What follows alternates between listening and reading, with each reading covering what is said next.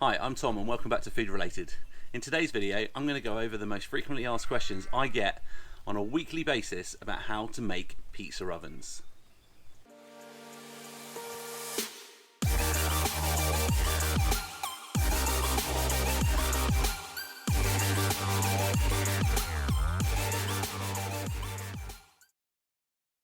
So over the last 10 years or so, I've made all kinds of ovens. I've made ovens from cob, brick, vermiculite and perlite more recently.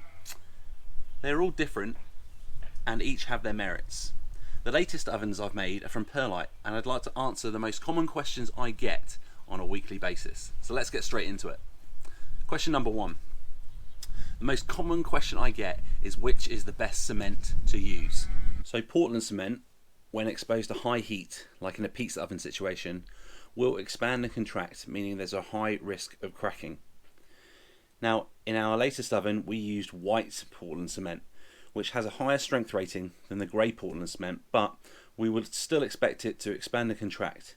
To reduce the risk of cracking, we included a layer of chicken wire for tensile strength in between two thick layers of perlite. So my advice would be, if you can afford it, use refractory cement to make your perlite concrete, as it's more tolerant to the fluctuations in temperature and it's going to give you less risk of cracking.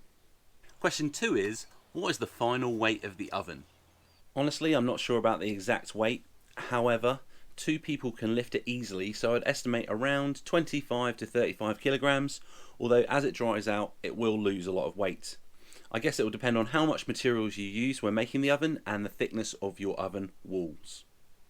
Question 3. Where can I get perlite? So we buy our perlite from a horticultural warehouse. We buy it in 100 litre bags, as it's cheaper than buying a 10 litre bag from like a home improvement store. If you're in the States or the UK or pretty much anywhere, you can buy it on Amazon or maybe even eBay. Question 4. Does the outside of the oven get hot to the touch? The oven gets warm after 4 or more hours of firing, but not hot to the touch. If it's hot to the touch on the outside of the oven when lit, then your oven walls are probably not thick enough. Don't forget to smash the thumbs up if you like this video, subscribe if you're new, and be sure to check out some of the other content on the channel. There's some links in the description below. You can also head across to my Instagram or my Facebook page, Grow, Build, Eat on Food Related. Let's get back into the questions. Question 5. What size fit ball did you use to make your oven? I used a 60 centimetre fit ball, which was inflated enough to fill the hole in our form. You could definitely go bigger if you wanted. You just have to think about how thick the walls of your oven are going to be. Question 6. How much perlite and how much cement do I need to make the oven project? The whole oven shell, and a door if you're making one, will approximately use 80 to 100 litres of perlite. And if you buy a 25 kilogram bag of cement, that should be enough. Question 7. What is the best ratio for the ingredients of perlite?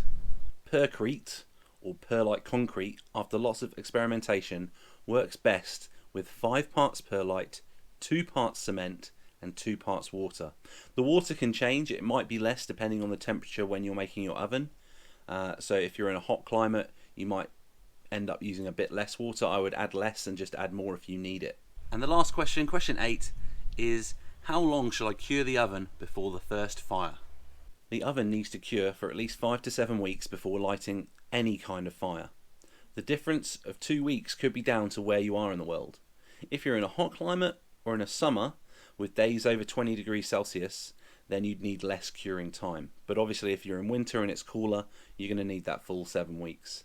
This is just an estimate and this is what I worked on, and it worked well for us. If you fire the oven too early when the oven is curing, the moisture of the perlite will expand as it heats up and it will potentially crack the oven. Now, I don't claim to be an expert in oven building, but I think it's important that I share all the lessons that I've learned over the years to help people avoid making mistakes, because I know I've made quite a lot. So if you've got any other questions, any other burning questions, leave them in the comment section below and myself or others can answer them to the best of our ability. Be sure to check out some of the other videos, they're all linked below if you're new to the channel.